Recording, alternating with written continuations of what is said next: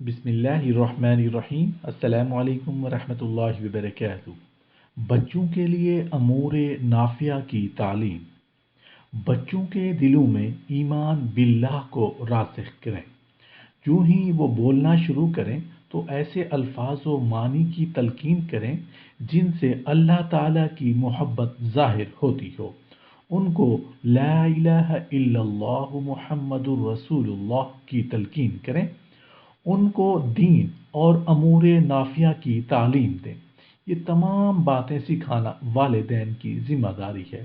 حضرت عبداللہ بن عمر رضی اللہ عنہ فرماتے ہیں، اپنی اولاد کو ادب سکھائیں، یقیناً آپ سے پوچھا جائے گا کہ آپ نے اسے کیا ادب سکھایا اور کیا تعلیم دی، اور اس سے آپ کے ساتھ حسن سلوک اور فرما برداری کے متعلق پوچھا جائے گا۔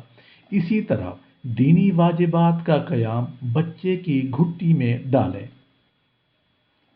تاکہ وہ جسمانی اور عقلی دونوں اعتبار سے ان کا عادی ہو سکے اور کبھی ان سے روگردانی نہ کرے۔ تعلیم نماز کے متعلق حضرت صلی اللہ علیہ وآلہ وسلم کا ارشاد گرامی ہے، اپنے بچوں کو نماز کا حکم دو جب وہ 7 برس کے ہوں، اور نماز کو ترک پر انہیں مارو جب وہ 10 برس کے ہوں، اور ان کے بستر جدا کر دو۔ بچے کو عمدہ اخلاق کی تعلیم دو، مثلا استقامت، سچ بولنا، ادائے امانت اور بڑوں کا ادب وغیرہ، اور اسے ایسی عادات سے دور رکھا جائے جو مروت انسانی کے خلاف ہیں، مثلا جھوٹ، غصہ، حسد، کینہ اور چغل خوری وغیرہ۔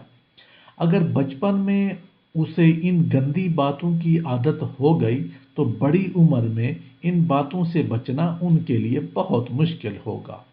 بچہ کی ایسی تربیت کریں کہ وہ قول کا پکا ہو اور اخلاص عمل کی دولت سے مالا مال ہو۔ بجا طور پر وہ اپنی زندگی کو بہادرانہ اور جرأت مندانہ گزار سکے اور کسی غلط فہمی اور غلط سوچ کی صحیح انداز میں مدافعت کر سکے۔